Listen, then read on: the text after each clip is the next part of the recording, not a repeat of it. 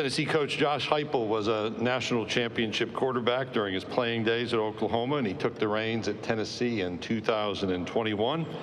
Last year, guiding the football program to its first appearance in the college football playoff. As a head coach, Josh has led his teams in winning nearly 75% of their games, nearly 70% of conference games in 7 seasons between Central Florida and the University of Tennessee. He is one of only 3 active bowl subdivision head coaches to lead multiple programs to New Year's 6 bowl appearances in the college football playoff era. Josh is a native of Aberdeen, South Dakota, where he grew up watching film with his father, Ken. Ken served as head coach of Division II Northern State University for 7 seasons. He and his wife, Dawn, have 2 children, a daughter, Hannah, and a son, Jace. Hannah's in that college-seeking experience, so we compared notes about that time in my life, which is always special. Please welcome to the stage University of Tennessee head football coach Josh Heupel.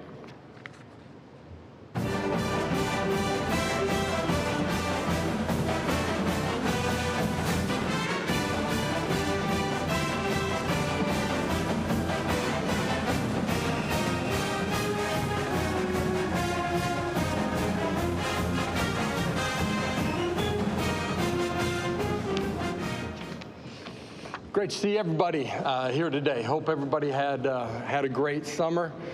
For us, it's fitting that we're here in Atlanta. Obviously, a lot of our roster comes from right here in the state of Georgia and Atlanta area.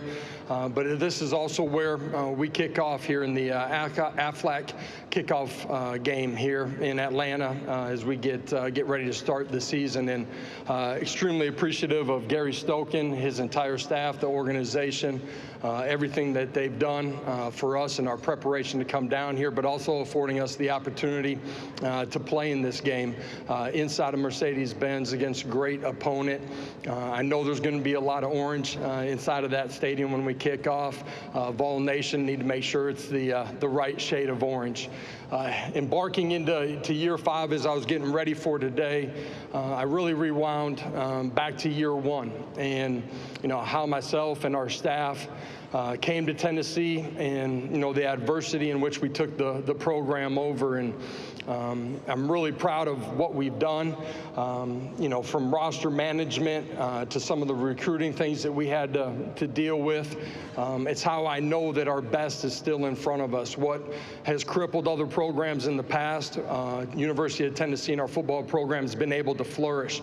You look over the last 3 years, 30 wins, the most wins in Tennessee in a stretch of a 3-year span in Tennessee football since the late 90s.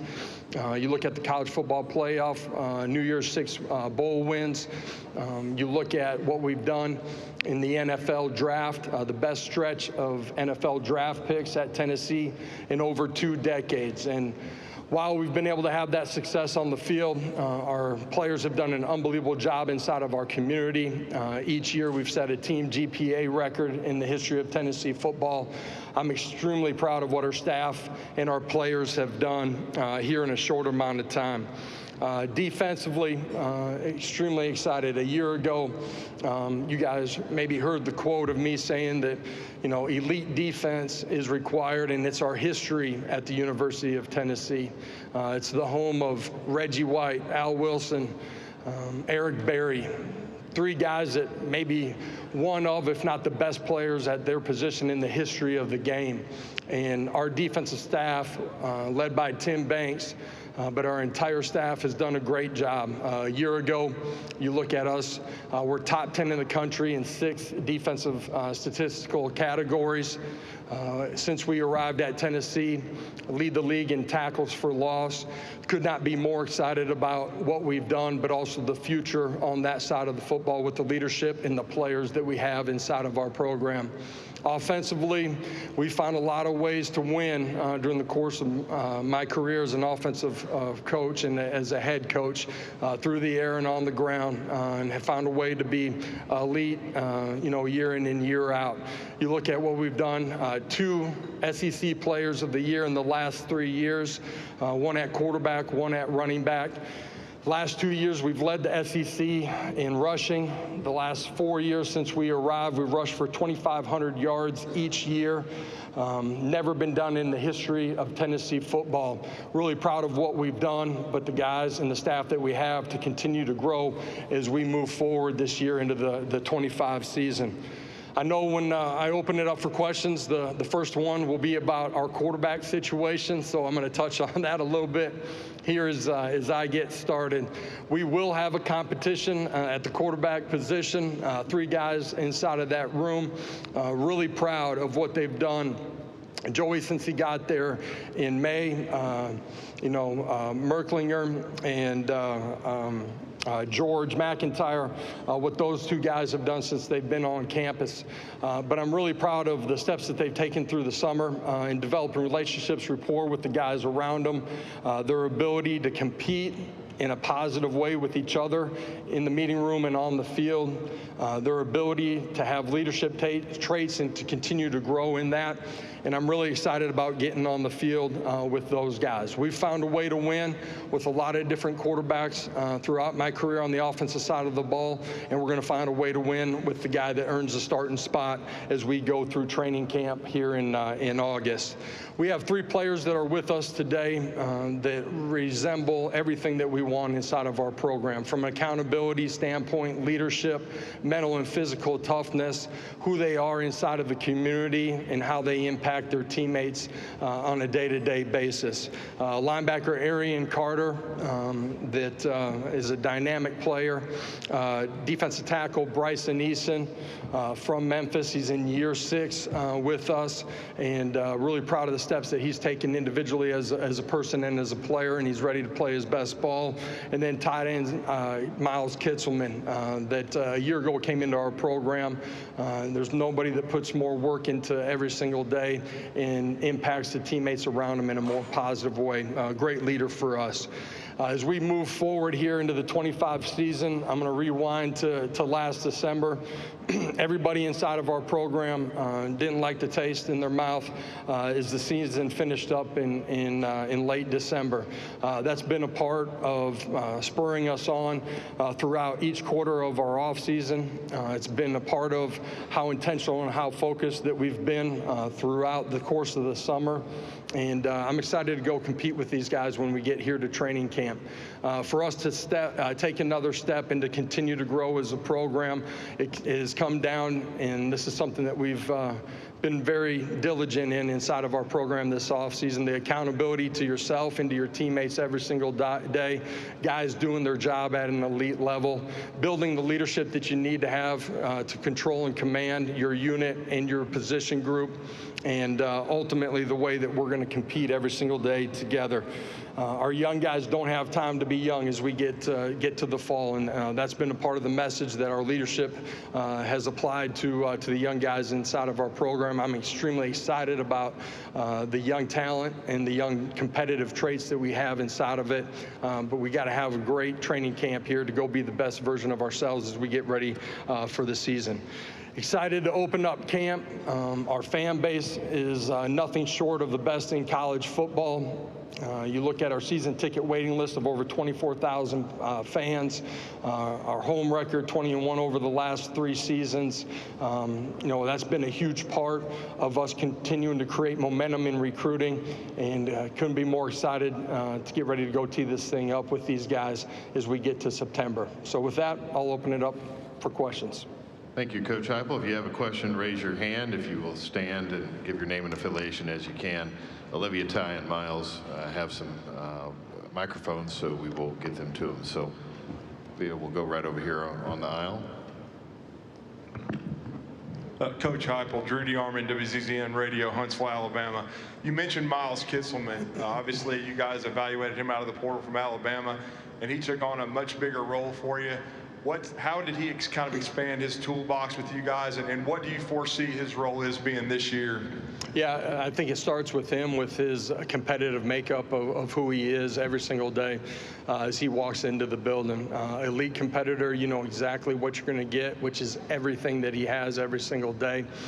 He's got great football IQ and understanding. That's of what we're doing offensively, the fundamentals and the technique, but also understanding the scheme that we're going against on the other side of the football. He's really developed as a leader during the course of this offseason. He's always been a guy that's been able to coach the guys at his position, or even during the course of the special teams, as he got comfort and earned the trust of the guys around him. But he's taken his leadership to a whole nother level for us. I expect him to play at an elite level, be a huge part of what we're doing. The tight end position inside of the scope of what we do offensively is kind of our utility knife. Within our tempo, it gives us the ability to play in a lot of different formations if they have the skill sets that Miles has. That's the ability to play out in space, be in line, be off the ball, the ability to run block and pass protect while being a guy that can make plays down the football field with his hands as well. He's got great understanding of spatial relationships in the scope of our pass game too.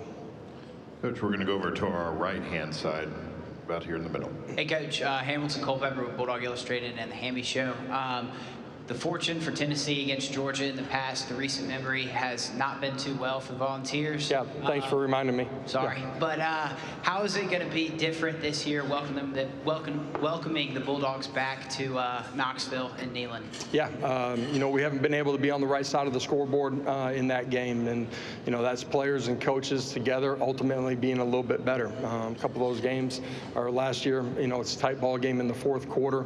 You know, for us, it's tying all three phases of the game together. You know, Kirby and their staff and their players have done a really good job and played really well in those games. It'll be important for us. That's week 3 that we're ready to go play at the level that we need to against a really good football team. Coach, we'll go over to our left-hand side over here on this near aisle, back over here to the left. Hey, Coach. Chris Marler, LouisianaSports.net. At your tenure at Tennessee, y'all have been one of the best fast-starting offenses in the country. You scored in the first quarter in 41 of your first 43 games. However, at the end of last season, you failed to score in the first quarter in 6 of the last 9. How much of that has been a focus in the offseason on how to fix it? Yeah, we certainly want to start fast, and that has the ability to apply pressure and maybe change the way the game's played in some situations as the game continues to unfold. At the same time, if it doesn't, you got to continue to play and find a way to scratch and claw and get back on the right side of it. Proud of a lot of what we did, not starting fast last year, competitive makeup to continue to play. You know, it could be offensively, but it's ultimately all 3 phases playing together, having an expectation that somebody's going to make a play that makes a difference in the game. For us, you rewind and look at what happened early in ball games last year. It ultimately became a little bit of a snowball effect. You know, first ball game, we're turning it over twice inside of the red zone. And that comes down to the small details, fundamentals, and technique that you're embarking on as soon as you're starting your offseason. You're on the field during the course of spring ball and certainly during the course of summer and training camp. And, you know, you put those little things together, ultimately that becomes what everybody sees and talks about. And for us, the attention to detail on the offensive side of the ball could be snap, could be meshes with the running back, could be protection, could be you know, reading progression for quarterback. All of those things got to come together for us to be what we want to be, which is a football team that starts fast. Coach, we're going to go down the center aisle, 3rd row. Barry. Yeah, Barry Trammell, Tulsa World. Hey, Bear.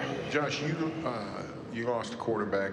A lot of people lose quarterbacks in the portal these days, but you lost one at a unique time, the end of spring. What had you guys done to that point in the possibility of losing a quarterback? What did you do in scramble mode? And going forward, what can programs do to prepare for that kind of unique situation? Well, ultimately, at the end of the day, it's never about who's not in your building. It's about who is in your building. And for us, you can lose a quarterback at a lot of different times, right? December transfer portal, spring transfer portal.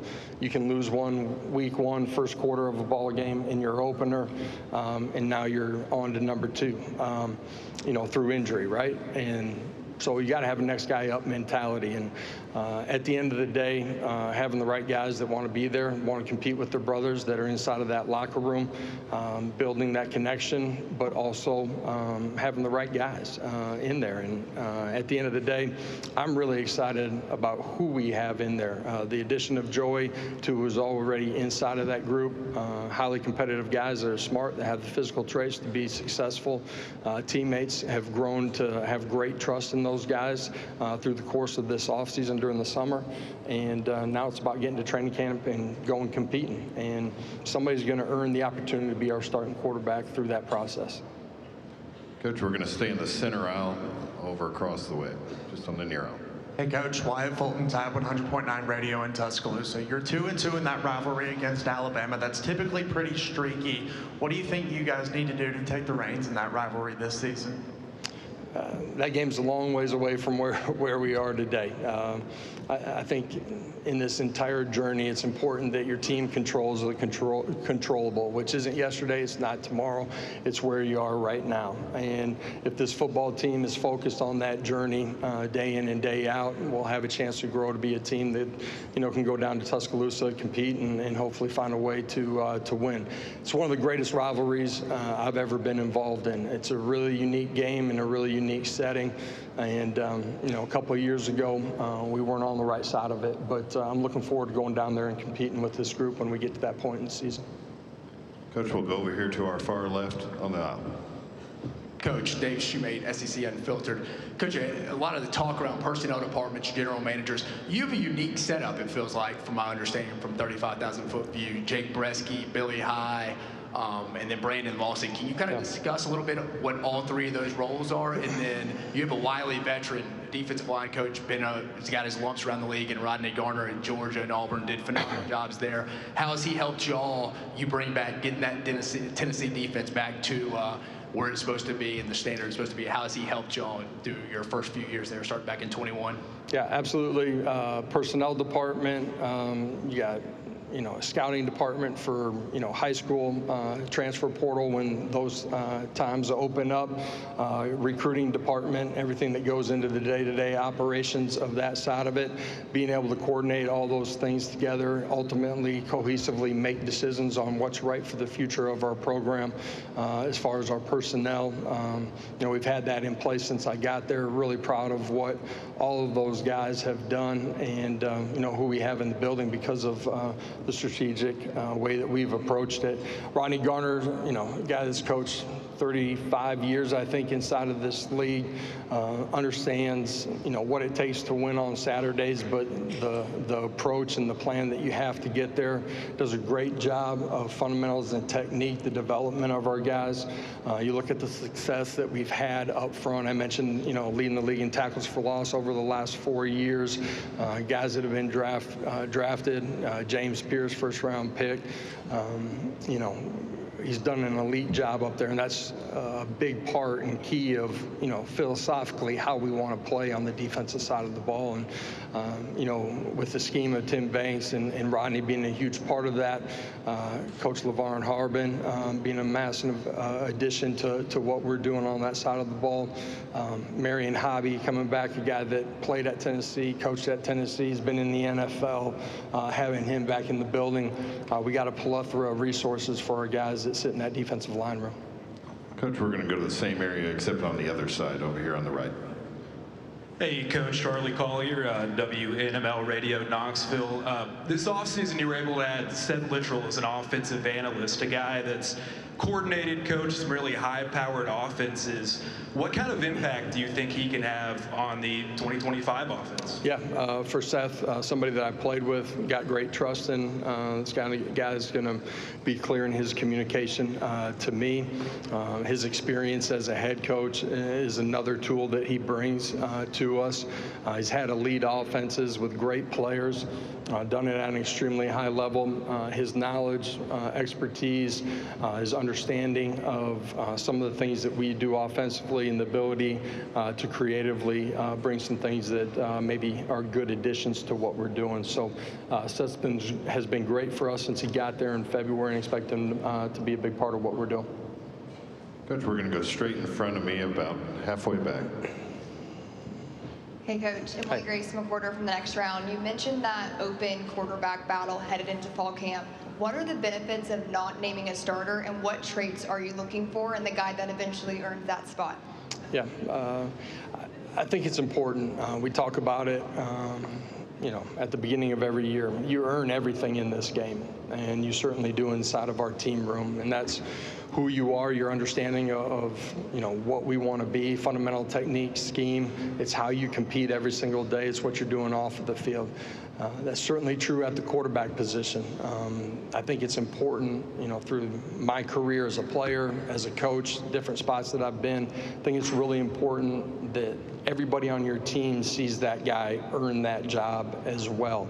And as you get out on the practice field, their ability to command everything that you're doing on offense, the ability to handle a bad play, reset, the ability to handle a good play, go play the next play, the ability to impact the guys around you in a positive way, run game checks, protections, all the things that go into playing that position.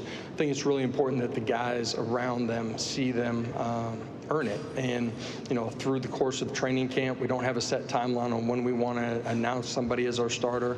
Once somebody earns that opportunity, then they'll be named that guy.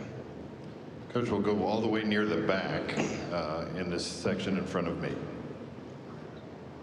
Brandon Jerome, OU Insider, Rivals.com on 3.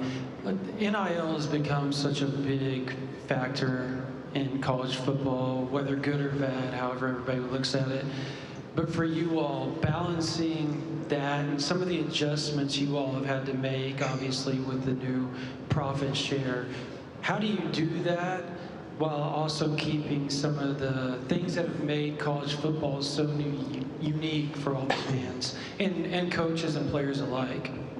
Yeah, certainly what's happening around the game has changed quite a bit, and certainly recently has changed dramatically. But what it takes to be successful once the ball is teed up has not changed. And so you got to have tough, smart, relentless competitors that love football and care about the people around them. And throughout the recruiting process, we're trying to not just identify the physical traits that you're looking for, but also those personal characteristics and trait and competitive makeup as you try to build a locker room of the culture that you want to have. And you got to constantly help that grow and foster that, but you got to recruit to it as well. So that's something that our staff, our personnel departments are all intentional on. Coach, we'll go over here to our right-hand side, about midway back. Hey Josh, Wilson Alexander with The Advocate. With Joey coming in as late in the offseason as he did, have you had to accelerate the install process with him in some way? And does that concern you because of how much goes into the quarterback position? Yeah, I got there in May. It's something that we've been through before as a staff. Took him through our spring installs once he was there on campus. You got a chance to digest those things. You get into summer, you're able to kind of repeat some of those things. He's continued to grow in his understanding of what we're doing, and also the verbiage that we're using, maybe identifying defensive structures. There's so many nuances that go into it, to having clear communication on the meeting room, on the practice field, and then ultimately on game day as well. So is it an accelerated process? Absolutely. I think anytime you have a guy that's played a lot of football and sat in college meeting rooms, offensively, he's been able to be a part of different things. He's able to draw on those experiences, correlate it to something that maybe he's done before, and kind of expedite the growth process as well. Coach, we're going to go in the center section in front of me, about halfway back. Theodore Fernandez, Bama Central. Coach, we heard a lot. We heard Commissioner Sankey, we heard Coach Kiffin, Beamer, all weigh in on should the SEC play 8 or 9 games. What are your thoughts there? And then how important is it when you look at rivalries, especially third Saturday in October, being preserved? How much does that weigh on that decision for you? Yeah, I think the rivalries, the special games, different for each fan base, are a huge part of what fan bases look forward to, and those experiences that they know they're going to have, whether it be a home game, road game, or a neutral site game.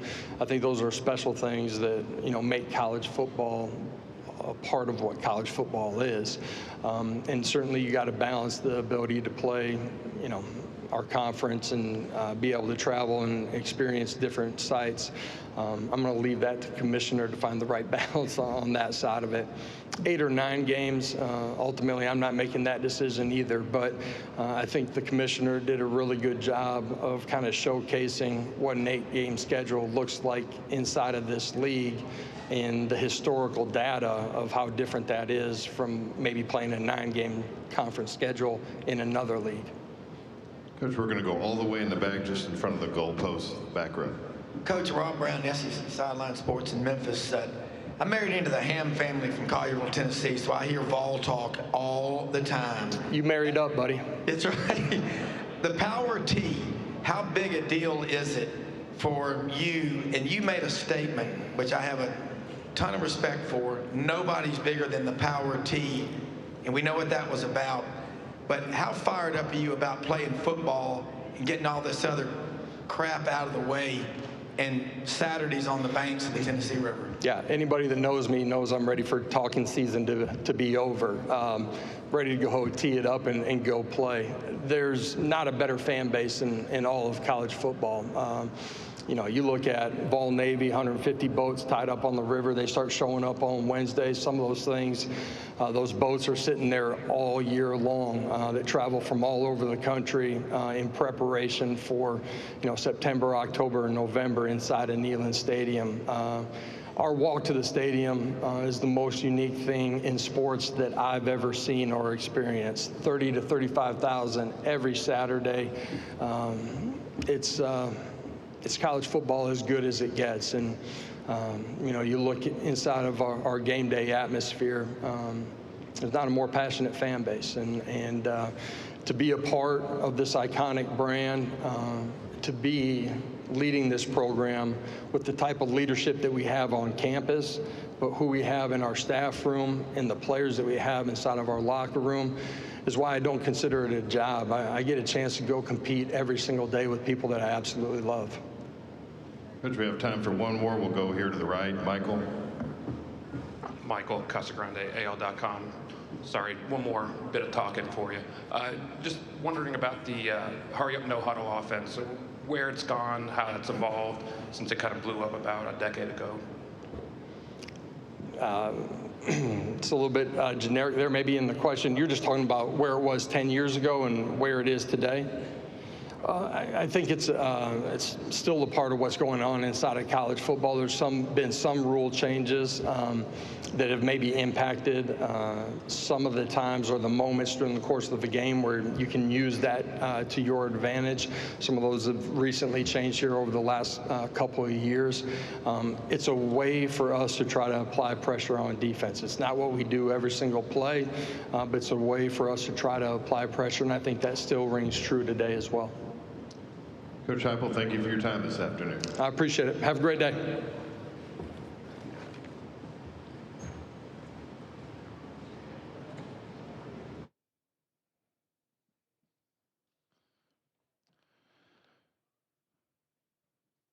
Here in about 10 minutes, we'll be joined by Tennessee players. Bryson Eason will be to your left at the front of the room, position 1. Arian Carter will be at position 2, which is to your right in the front of the room.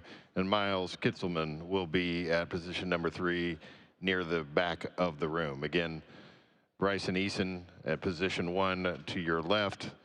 Arian Carter at position 2 in the front to your right. And then Miles Kitzelman will be in the back of the room.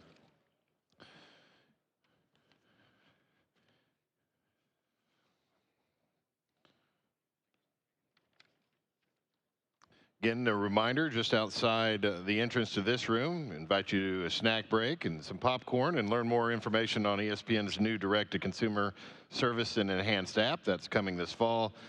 They've got the popcorn, as I mentioned, at a table immediately outside the tunnel of this room. They'll be there till 5:30, so be sure to stop by, get your popcorn, and learn more about ESPN's new direct-to-consumer service.